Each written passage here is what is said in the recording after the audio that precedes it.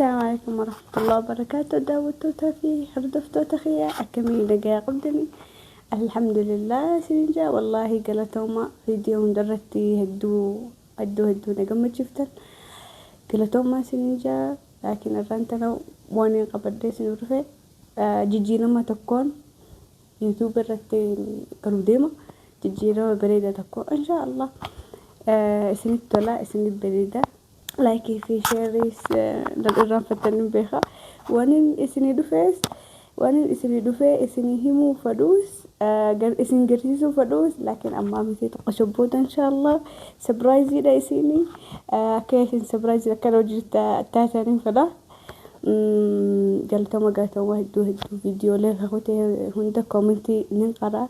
كومنتي خيسن هدو نما قبل شفتي قالتما دبتو تخيا هدو ناقلتهما اسنجا أما بودا فيديو لي أن دلقو تاو فيديو لي بيا ألا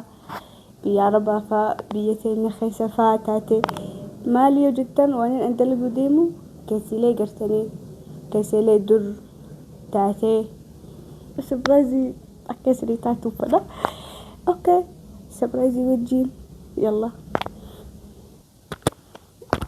دوتتا فيه هردفتتا خيا هنو بكين اسني جو بكتنا سبرايزي تنا اسني جو فريتي والله هدو نقم جيسا جيرا ما يوتيوبي قروا ديما هدون قمتو قبا بدا خلمدا الرانتنا فيديو خينيا وان ردبت وان قدو تك وان متى نما إنسانة داوتوتا خينيا والله دبنتون هدو نما أرستي نما مررتي أنا ما تيتوسني هو تا إن شاء الله فيديو خينيا خراخون نبيتني مي ورا أما أنت أنا بي فرنجي دقي إفجيجيرو ديررا دلارا إسنو ما نكنو مبيخايو خان يوتيوبين كبرايت فيديتي نتشوفا فيديو خانهم دقا إسبرا إسنو ما نبيخا مجان خون تقشار عمر النساء أمثا سديلي قدامتي مجان تقشار والله فيديو إسنين قرسيسا إن شاء الله مجان والله هدو لو مرة إسال لمين بكياتا دقانيتي مطعمة دقاني أكا مجاي إسا قباسو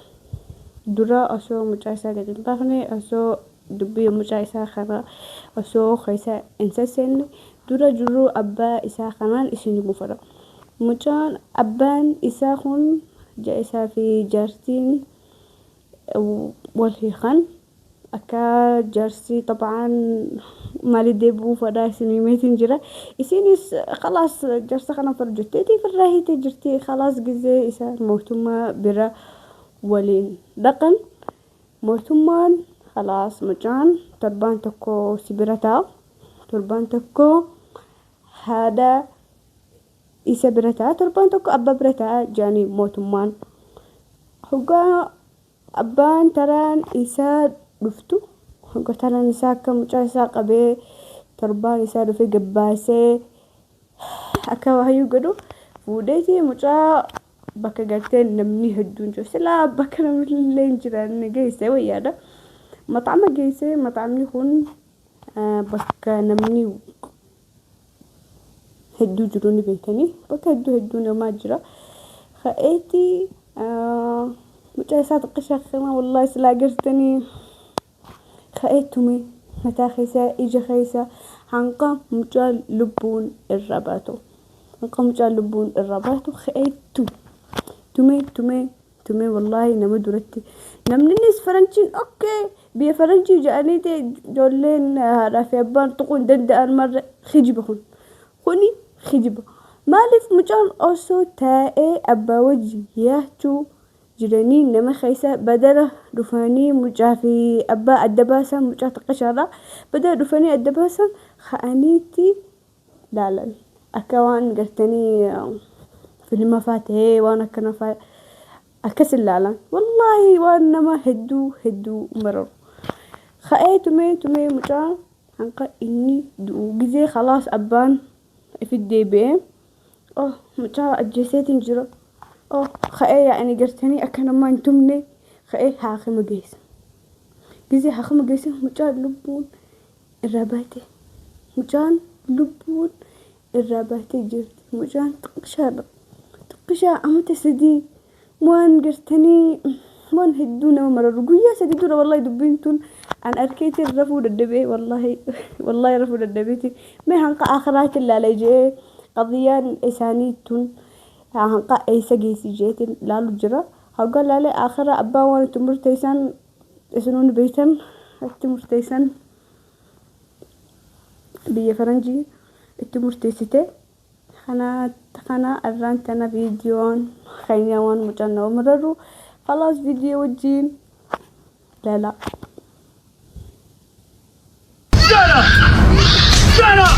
In a supermarket parking lot, a father was recorded repeatedly striking his young son while shouting at him. A witness captured the incident on video, showing the man's aggressive behavior. James Collins, 44, was sitting in the back seat of his pickup truck, yelling at the child and repeatedly ordering him to be quiet. A woman attempted to intervene, but Collins also shouted at her, demanding that she stay out of his business. The child's crying drew the attention of several bystanders, yet Collins reportedly continued his behavior. Concerned for the child's safety, one witness contacted the police. When officers arrived, they immediately arrested Collins. He now faces first-degree child abuse charges and is being held in the Williamson County Jail on a $4,600 bond. The child was taken to a hospital and fortunately was found to have only minor injuries. He is currently receiving support from Child Protective Services. The incident has shocked many people, raising concerns about the treatment of young children and the responsibility of parents to provide a safe environment for them.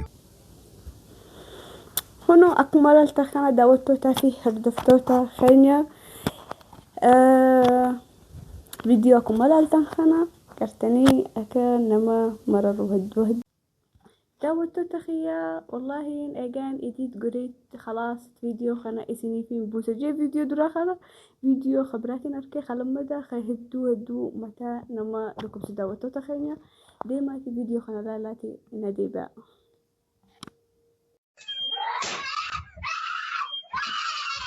Life in prison for the high school teacher who adopted a baby boy for the sole purpose of having unlimited access to torturing and abusing him. 10-month-old Preston Davey was adopted by a 37-year-old school teacher named Jamie Varley and his partner 32-year-old John McGowan Fazakerley. Preston, who was born in June of 2022, was taken from his biological mother at just 5 days old because she was serving time in prison for murder initially. Preston was placed in foster care with Paul and Sandra Cooper, who said he was this sweet, happy, and healthy baby. So in April 2023, when Preston was just 9 months old, he was taken from the Coopers and adopted by Jamie and John, who started physically and psychologically torturing Preston from pretty much the moment he was in their custody. 4 times in just 3 months, Preston was brought to the ER before ultimately going into cardiac arrest and dying in July of 2023. Police subsequently discovered dozens of videos showing Preston being abused. One video shows Preston left alone. داوتو تخي أكملتن خنا فيديو خاخته فيديو خون وانا راها سوو هذا تكاتيتو لما أجيسي إسي قرا قبدو منا موتو ما سنتي منا موتو ما وانا تمرتسن خلاص أتي لما أجيفتي جرتا خلاص أتي منا موتو ما خيسا جراتا عمري توندا انباتو ولا ان أجيفني ولا سنباف نفس أتما خيسا جراتا هنقا أتي دوتو جاري سين دلتي منا موتو ما خيسا دلتي مجا إسي إيجيسي دلتي قوياشن تائي موتوما دفتي الرافوتيتي منا قرتي هاتفان المودر بيتي خا جولين فينيس منا موتوما يعني منا رعاية جولي جانيني أتشي جيسا مجان خون إيجا تشتقي قويا ديدم تائي طبعا إيجاني قويا ديدم أتشي تائي نمني فاميلين فان دفتيتي جولي أتشرع رالتي خا أكا قدفت نمن اللي فاجرة ما كانت تجرى لكن نمني مجاخم فرة والله nama akka nama saniiti akka viidiyoo kaaniiti akka mucaa bakka sanatti azabame warra akkasitti laakiin kunfaan dhiira lamaatiitu wal fuudhe mucaa kana fuudhanii akkatti azaban wallahi waan hedduu nama marara. Jarri lameen kun hoggaa mucaa fudhatamus guddifachuu fi walla khalaas ilmoo godhannaa walla guddifanneeti akka waan nu godhufa akka warra akkasitti biti kun. Warri kun hafuuratee dhiirtii lameen tun sammuu isaanii keessa waan jiru mucaa kana itti taphannaa na azabnaa mucaa kana ni gubna asinuu viidiyoo laaltanii jirtanii daawwattoota kiyya tokko lameen irraa kanneen mucaa fuudhan yani barsiisaa ijoolleeti kaan namni kaatti amanee mana barumsaa ijoolleetti geessanii akka mucaa ijoolleen isaanii gaa akka barattu inni ammoo mana keessaa mucaa fuudhee bakka amaanaa bakka mucaa itti raayifatu fuudhee mana isa geessee azabee akka fedhe godhee sammuun isaa baddu tana daawwattoota yoo akkamitti isaa mucaa akkana azabamu mootummaan akka beekee yoo jettan mana faranjii keessatti dabaan kaameeraatu mana keessa tatta'a kaameeraa saniitu mucaa haqa isaa fide isaatu badii duraan godhe alatti mootummaan mucaa fuun dhufne isaa alatti badii godhe waa balleesse mootummaan itti dhaqqabde bara keessatti sanbooda eegga mootummaan dhuftee kaameeraa mana hogguu bantee ilaalte mucaa isaa azabamu agarteeti isaa akkasi fuute. Eega mana mootummaa isa geessanii